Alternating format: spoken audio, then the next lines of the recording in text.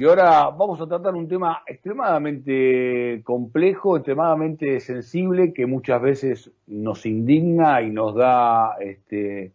vergüenza ajena. Pero hay autoridades, hay figuras con mucha responsabilidad que van por más en lo que tiene que ver con intentar algunas decisiones un poco más justas, ¿no? En un mundo que claramente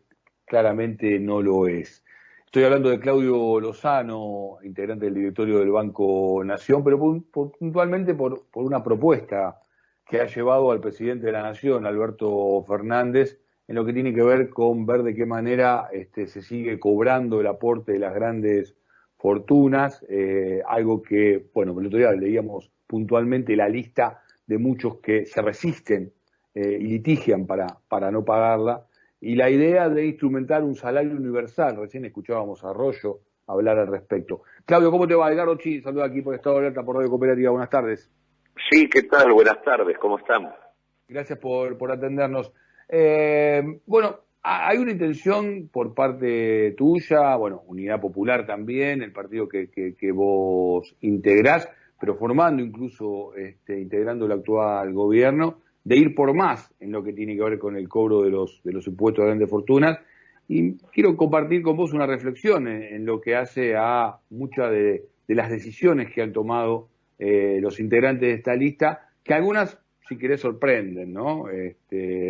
No solo por aquellos que tienen muchísimo dinero, y esto realmente no les mueve el perímetro, sino por figuras populares que a uno realmente pensaba que nunca podían llegar a reaccionar de esta forma.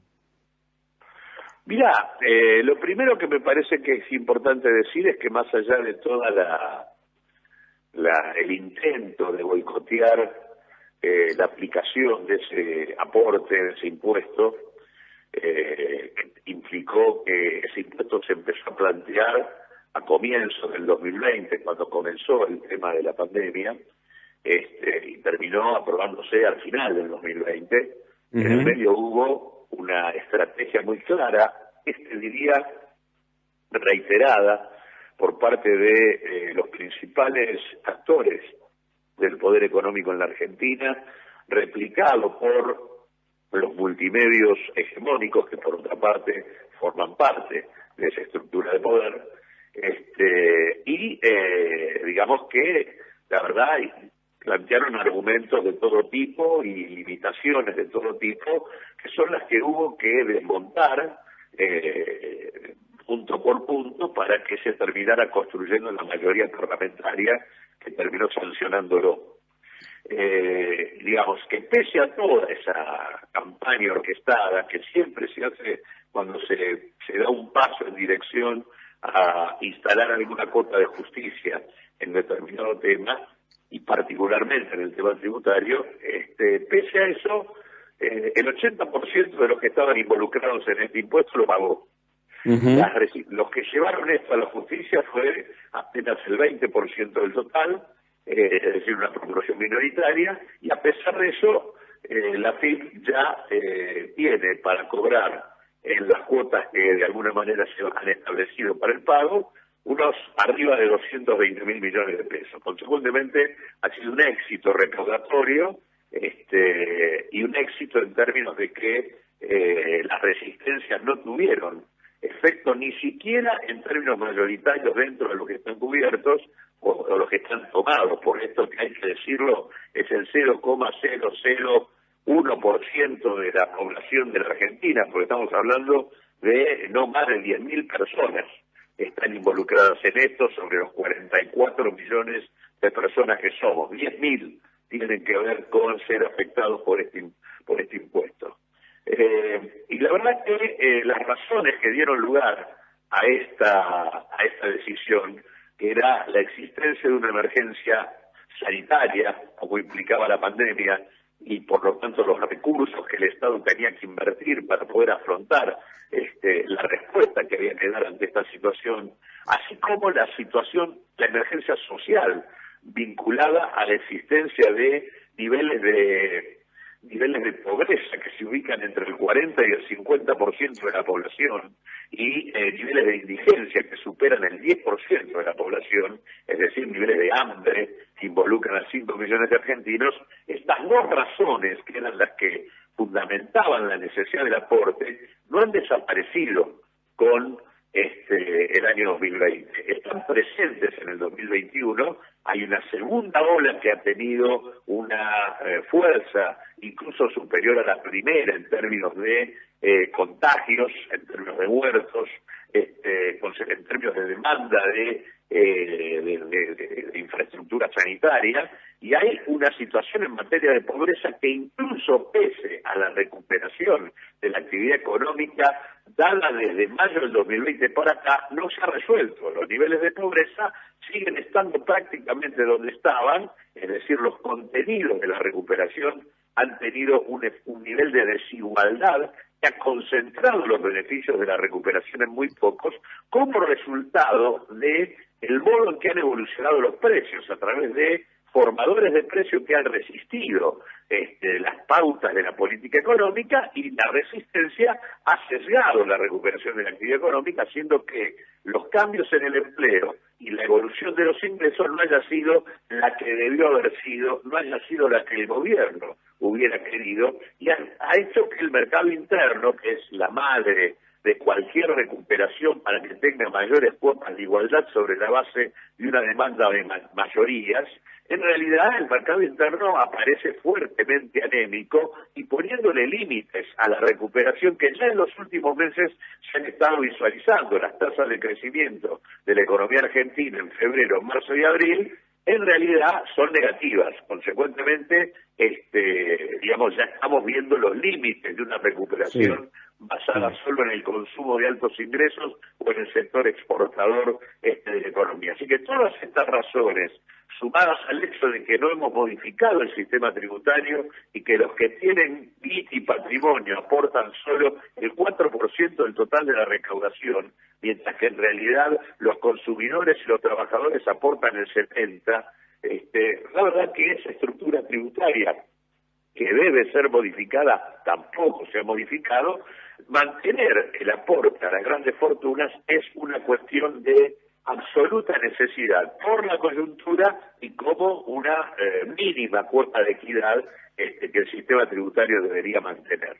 Ahora, Claudio, también se ha mantenido el tema del egoísmo, de la cuestión egoísta, si querés, de algunos sectores, el tema de ir al litigio, el tema de encontrar quizás algunas fallas en lo que tiene que ver con la rigidez del tema legal, porque han avanzado en esta demanda. Veremos finalmente en qué concluye, pero la idea que era única puede traer a la posibilidad que se repita la idea de esta contribución de las grandes fortunas, mayores litigios, ¿no? Y mayores resistencias aún. Mirá, hubo un fallo hace 48 horas, creo, en donde claramente se señaló la absoluta constitucionalidad del aporte, justificado las razones de emergencia, y en tanto y en cuanto las razones de emergencia siguen, claramente hay razones que fundan la posibilidad de mantenerlo. Al mismo tiempo agrego, a pesar de que hubo litigiosidad y a pesar de que hay casos que por su propia historia personal a mí me resulta difícil de entender. Me refiero con esto, por ejemplo, a alguien como Carlos Tevez, que viene de una infancia en Fuerte Apache, digamos, qué cosas le debe haber pasado por la cabeza para haber pensado que no tenía sentido aportar esto para afrontar la emergencia sanitaria, o mejorar la urbanización de barrios populares, o sostener la asistencia a las pymes en este tipo de circunstancias. La verdad que parece extraño que eso pase, pero bueno, son cosas que hablan de la complejidad que tienen determinado tipo de situaciones y de situaciones personales, pero me parece que la litigiosidad, a pesar de que se argumentó que iba a ser muy fuerte, no lo fue tanto, involucró una parte minoritaria, creo que agigantada por el modo y el eco que se dieron, los que le dieron algunos medios hegemónicos en esta discusión, y creo que las respuestas jurídicas que se dieron por parte de los fallos existentes en la materia no han sido favorables, han desestimado las presentaciones e incluso hay fallos que claramente han avanzado justificando la necesidad de un impuesto de esta naturaleza. Me parece que tenemos todos los elementos como para mantenerlo como condición, vuelvo a decirlo, de esta cuestión, de que no hay una reforma integral en materia impositiva donde claramente se avance en la progresividad que necesita el sistema tributario y por lo tanto se parezca más a los sistemas tributarios de los países que muchos de estos millonarios anhelan, y que sin embargo a la hora de pagar los impuestos parece que pierden de vista que efectivamente en esos países los sistemas tributarios efectivamente le cobran patrimonio y ganancias a los ricos de manera sistemática y permanente, mientras que acá en la Argentina lo que hay cada vez que se habla de este tema es una verdadera rebelión fiscal de los ricos tratando de eludir cualquier cuestión en esta dirección. Sí, como ejemplo tenemos incluso lo que está ocurriendo en Estados Unidos, ¿no? Más allá de que las lecturas que uno puede hacer más en profundidad de los objetivos que se lleva adelante Joe Biden, de todas maneras, digo, estas medidas que está tomando también el faro que es Estados Unidos para muchos de estos sectores, para muchos actores sociales, económicos en nuestro país, parece no serlo tanto en este tipo de actitudes. Pero me quería detener en estos minutos que nos quedan en el análisis que hacías de la situación económica de aquí y ahora. Hablabas de una detención, yo diría incluso un amesetamiento de lo que tiene que ver con la recuperación. Hablabas en este sentido del mercado interno, planteaste al presidente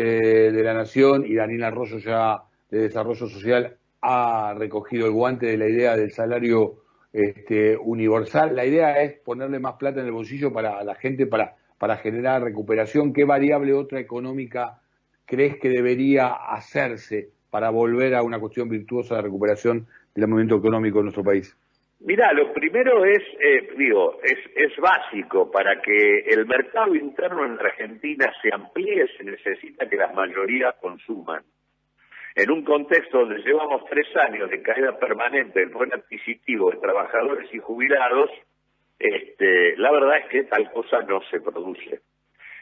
Por lo tanto, lo que necesitamos es un compromiso de la gestión fuerte con la recuperación del poder adquisitivo. Es muy importante en este sentido la actitud que está tomando el gobierno de defender la revisión de las paritarias para mejorar los acuerdos alcanzados por los sindicatos de manera tal de avanzar en un refuerzo de salarios. Hay que avanzar en la misma dirección en las jubilaciones y hay que entender, esto sí lo hablamos expresamente con el presidente de la Nación, que hoy no hay aumento significativo de la demanda en el mercado interno, no hay política de ingresos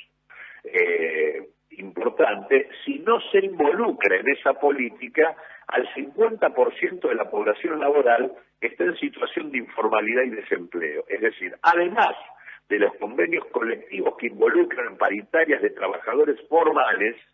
además de la discusión de las jubilaciones, está el tema de toda la informalidad, que realmente es hoy de una magnitud muy importante. La primera evidencia que a los ojos de todos, más allá de los que se venía, de los que lo veníamos sosteniendo hace tiempo, indicamos, los que se anotaron para recibir el IFE y la generalización que el IFE tuvo de más de 8 millones y medio de beneficiarios, se habían anotado 12 millones, está indicando que ahí hay un tema de fondo para recomponer los ingresos. Y en ese marco nosotros venimos insistiendo en la necesidad de un ingreso básico de alcance universal que le llegue a toda la población entre 18 y 65 años que no tiene un salario formal, digamos que se encuentra en situación de informalidad o de desempleo, incorporando en esto a aquellos monotributistas de la primera categoría que en realidad tienen un ingreso inferior al salario mínimo. Nosotros creemos que esto es indispensable y que junto con la asignación universal por hijo, hoy vigente, configura la posibilidad de garantizar una renta a todo hogar que esté en línea con los ingresos necesarios para una canasta alimentaria, con lo cual estaríamos construyendo un piso alimentario en la Argentina. Esto para nosotros es clave, dada la situación vigente, dada la urgencia que plantea el crecimiento del hambre en la Argentina, porque acá no solo ha crecido la pobreza, sino que ha crecido más aún la indigencia, en términos relativos, y esto tendría no solo el tema de que estaría mejorando de manera inmediata las condiciones de vida de la población, sino que a su vez actuaría como un refuerzo de la demanda en el mercado interno para poner en marcha el uso de la capacidad ociosa disponible que hoy está parada y que necesita ponerse en marcha y que además actuaría como generadora de empleo. Porque si pongo en marcha demanda, esa demanda necesita producción, esa producción necesita trabajo. Con lo cual, no hay contradicción entre discutir la universalización de los ingresos a la población informal con garantizar una economía que maximice el uso de los trabajadores en términos de demanda de empleo. Al contrario. Claudio, me va a quedar un minuto, pero te necesito preguntarte, porque como economista, poner un poquito en abogado del diablo, a vos como economista, preguntarte, digo, ¿de dónde saldrían esos recursos, por un lado, y por otro lado, si no generarían inflación? Pero tenés un minuto para respondérmelo. En primer lugar, también le dijimos al presidente que nada de esto tiene sentido si no se establece un nuevo control sobre el sistema de precios. En este sentido creo que hay legislación disponible para hacerlo, pero sobre todo hay que ir a un control social del proceso inflacionario, lo cual implica por cadena de producción, participación del conjunto de los actores, incorporación de nuevos productores y de nuevos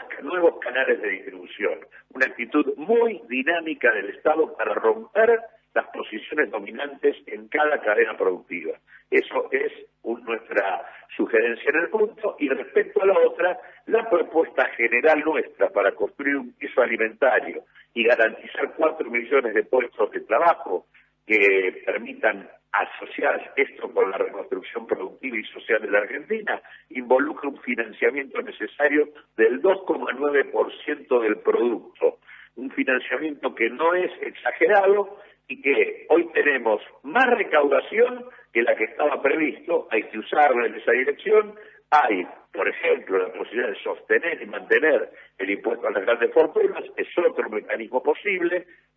Hay muchos regímenes promocionales y subsidios que deben discutirse dentro de la telaraña de la estructura del Estado, y hay que desmitificar la idea de que no se puede emitir. Es posible pensar la emisión y además, si fuese necesario, para evitar el temor de ir a una presión cambiaria, se puede emitir una moneda no convertible que se puede utilizar para todo menos para comprar dólares. Claudio, gracias por esta comunicación, que termine muy bien el día, un gusto como siempre.